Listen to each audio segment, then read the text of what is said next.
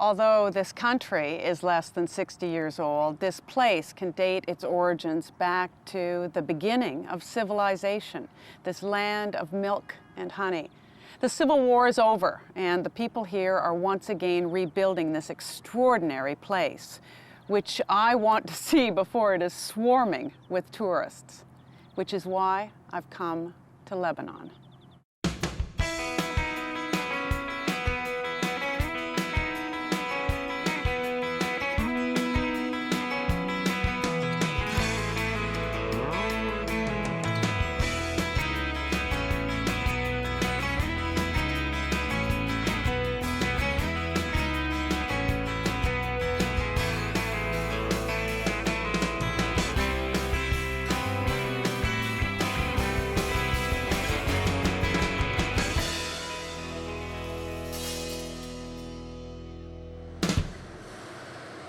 The evidence of Lebanon's rebirth is particularly striking in Beirut. Beside the burnt-out buildings, new apartments rise from the proverbial ashes. If further proof is needed, take a stroll down the Corniche, the long promenade overlooking the Mediterranean. The place is bursting with life.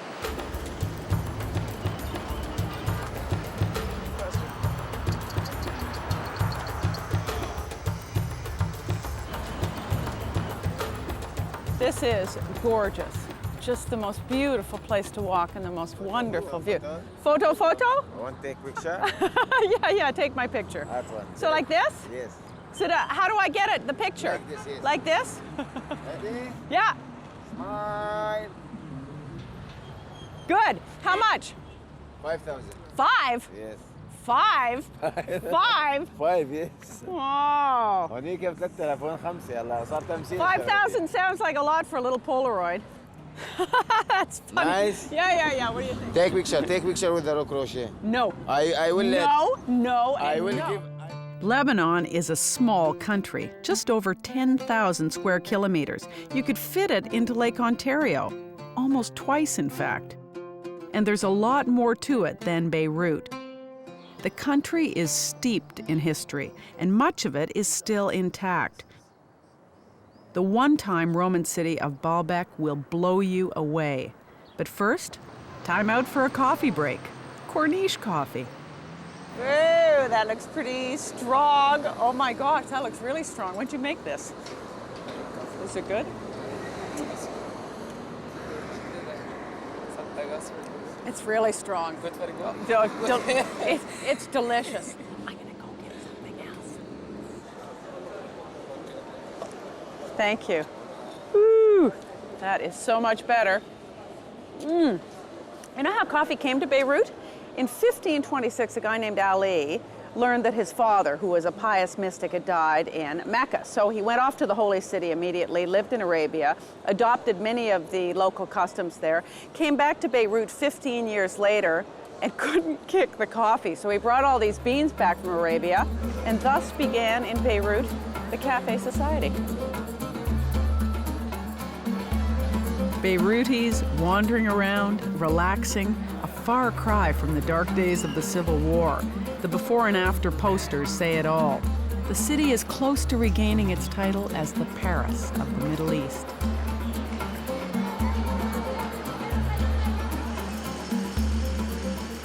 Now here's a little trivia quiz. St. George, the patron saint of England. Where do you think he was born?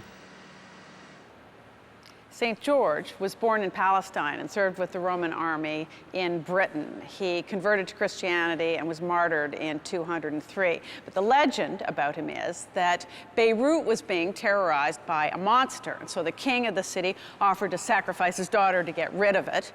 At the last minute, St. George rode in on his horse, rescued the princess, and killed the dragon. The restoration of this church is almost finished, but they've stopped short of a complete makeover. Bullet holes from the Civil War will be left untouched, a reminder of man's inhumanity to man. It makes one wonder how many bullets were fired in the name of God. Well, on that depressing note, I think it's time for a change of scenery.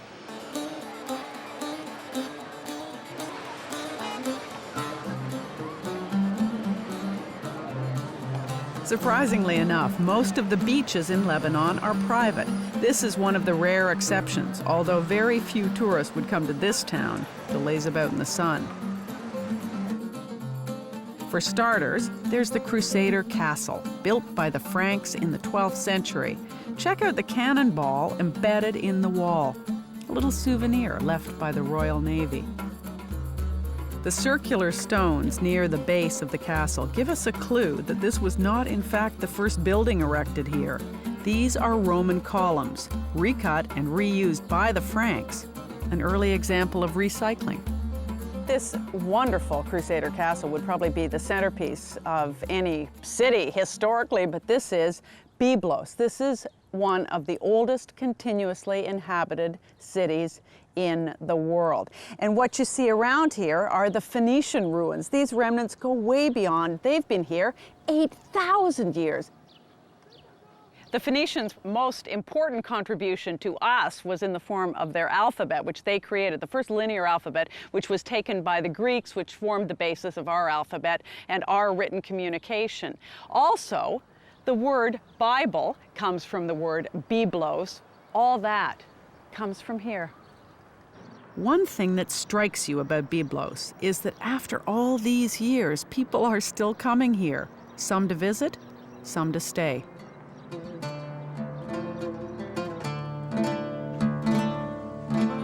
Now, normally we save the sunset shot for the end of the program, but it just seems so fitting here in Byblos. Another day in paradise.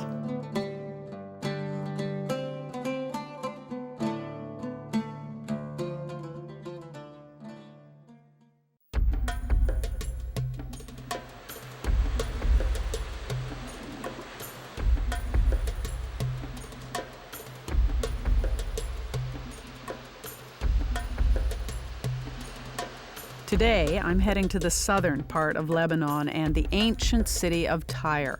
But first, Bet Hadin, a fairy tale valley complete with a palace. In bygone days, you might drop in to visit the emir. Back then, courtesy and hospitality were such that you could just simply show up and settle in for 3 days before anyone would dream of inquiring about your business.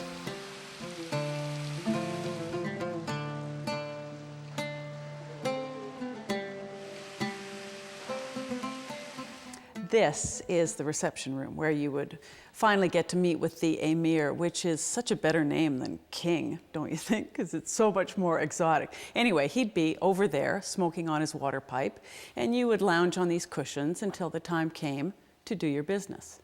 By the way, the chandelier, a little gift from Napoleon III. If you're thinking of redecorating your bathroom, you might go with the concept that the emir favored, which was the Roman idea. This is the caldarium, which is the room where only the very hot taps work. And then you make your way eventually into the tepidarium. Warm. I think you know what's next. So now it's time basically for the cold shower, which is in the frigidarium.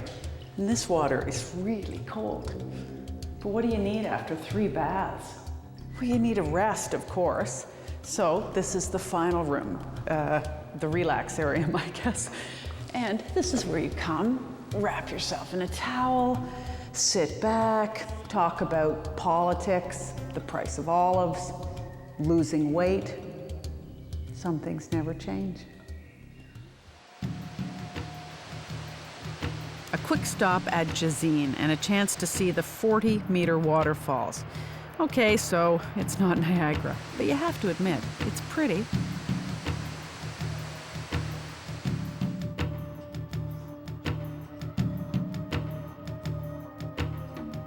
No one is quite sure how old the city of Tyre is. It's been here for at least 4,000 years. One thing is certain, there have been a hell of a lot of tourists, and some of them really mean.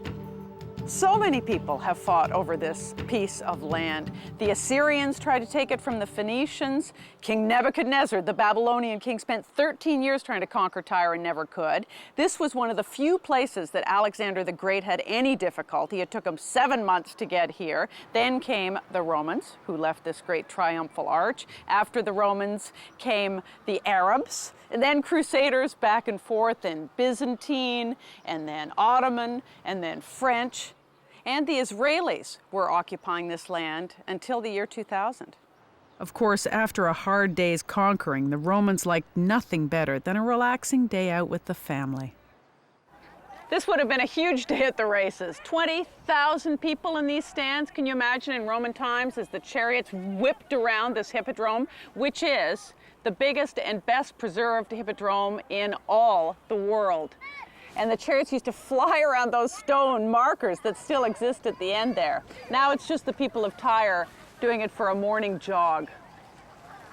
Apart from being a dab hand with the hammer and chisel, and believe me, you ain't seen nothing yet, those Romans were none too shabby when it came to medicine, sanitation, education, public health, and irrigation, not to mention inventing concrete, the calendar, and central heating. Oh, and one more thing the Romans gave us. The shopping mall. This whole area, as far as you can see, was filled with 600 concession stands, selling everything from food to togas.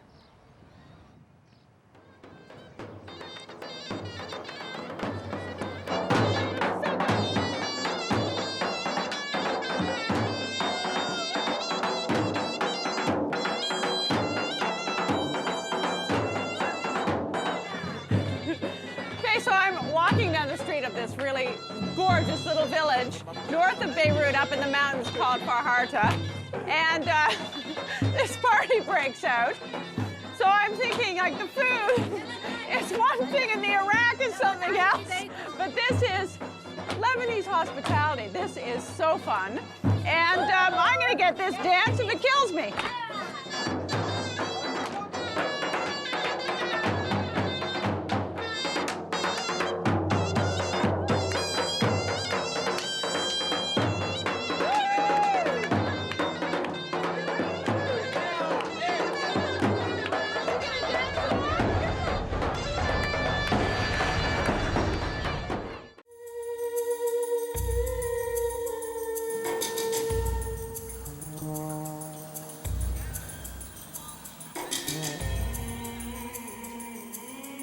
Wait a minute, did someone change the channel? No, we are still in Lebanon, and this is the Gita Grotto, a subterranean wonderland of surrealism. I almost expect Gollum from Lord of the Rings to materialize. These grottos are absolutely unbelievable. I've never seen anything like them, and they're not creepy or claustrophobic. They're just awe-inspiring and magnificent. And just for a little geology lesson, to give you an idea of how long it takes nature to create something like this, they say it takes 200 years to make a stalactite grow 1 centimeter and 100 years for a stalagmite to grow 1 centimeter on average. And if you can't remember the difference between the two, just remember what every English schoolboy knows. The tights come down. Millions of years in the making. Nobody even knew this place existed until 1836.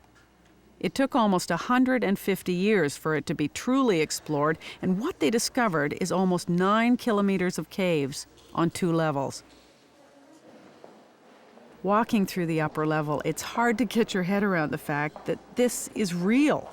It's not some amusement park developer's idea of what a grotto should be. This is the real thing. Maybe it's like a Rorschach's test, but I've seen the most incredible shapes in here. I've seen chessmen, I've seen a castle, I've seen a chipmunk, and then there's this fellow. What do you think? Okay, this is like sea level to 600 meters in 9 minutes. It goes straight up. This is called the téléphérique, this cable car, but some people call it the terror because it goes kind of straight up. So if you're afraid of heights or whatever, maybe not exactly the thing for you. There is one story about these cable cars, but I find this hard to believe, that couples who are desperately in search of privacy come here, and in the 10 minutes it takes to get up top, they have some quality time, if you can imagine. Once you do reach the top, you can take in the spectacular views of Junia. Just 20 kilometers north of Beirut, this once sleepy fishing village is by all accounts a party town. However, here on the summit, they come to pray. This statue was built in 1908, and Our Lady of Lebanon is a landmark which many people visit. And it's a holy site for Christians. There's also a church here, but Muslim women visit this site as well because Mary is revered by them as the mother of the prophet Jesus. Okay, it's the cooking segment of the show now because the food in Lebanon is so fabulous. Tabbouleh is my total favorite. So I'm getting a cooking lesson from Leila Salem, who owns a restaurant even, and my fabulous host, Salah Bashir, is here to translate. This is the 1-minute tabbouleh lesson. So you start with, what? Bulgur. Is that what bulgur looks like? Yeah, it looks like cracked wheat. That just looks like that?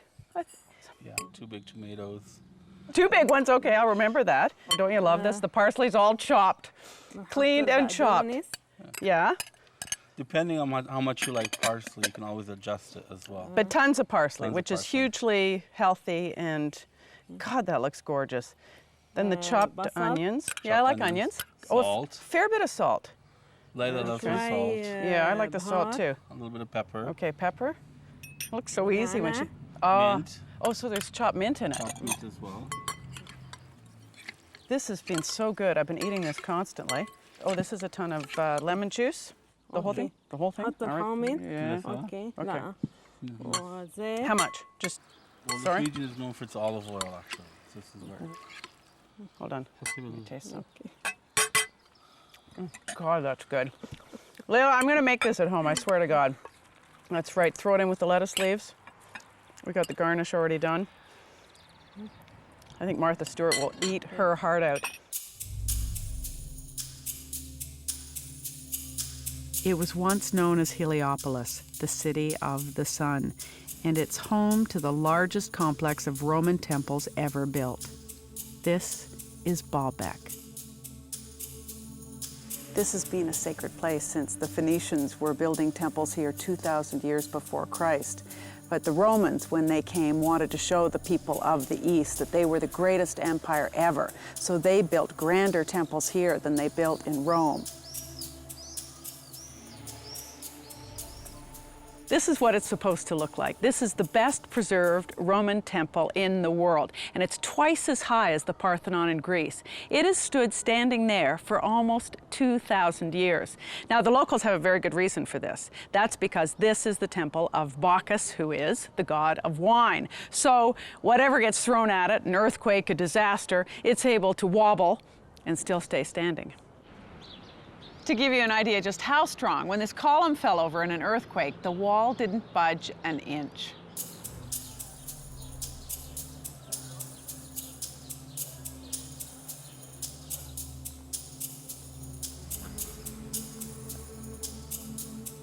You can't help but marvel at what the people who built this achieved, even though the Romans were master architects and engineers, and they had thousands of slaves and elephants and whatever the technology was at the time. But no one who actually worked on this project thought that they would see it to completion in their lifetime. They were building it for the gods. The one thing they had that we don't have when we build is time.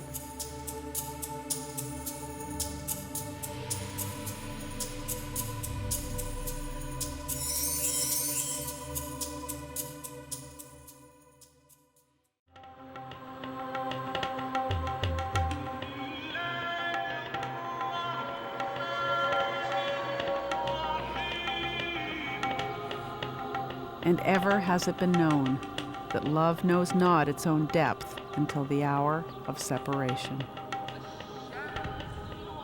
Well, if you were married maybe in the 60s, you might have used the words of Khalil Gibran in your ceremony. I mean, some people found them a little schmaltzy. Some people find them incredibly inspiring. He is Lebanon's most famous literary figure. He was a painter, a philosophical essayist, and of course, a mystical poet. His best-known book is The Prophet.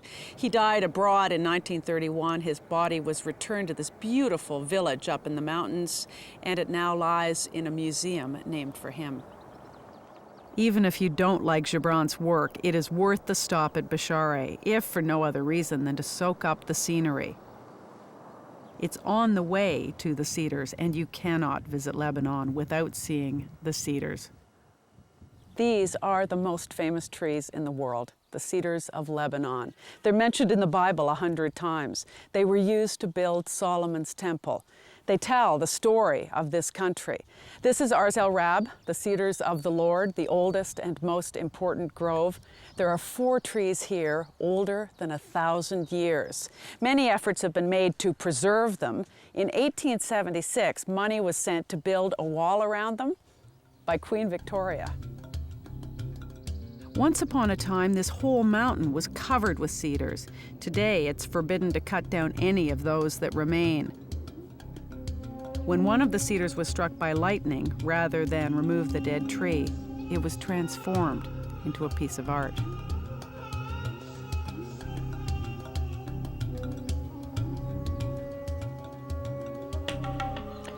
It's been an education reconciling my images of war-torn Lebanon with what I've seen. Beirut is a microcosm of that, with shocking remnants of bombed buildings, and at the same time, all this energetic and pragmatic rebuilding. I had no idea of the stunning geography of this country, from fab Mediterranean beaches to these craggy, snow-covered mountains. And the people have been warm and open and generous. But what remains above all, especially among these cedars, is a sense of continuity and timelessness, which is a lovely lesson unto itself. Life does go on.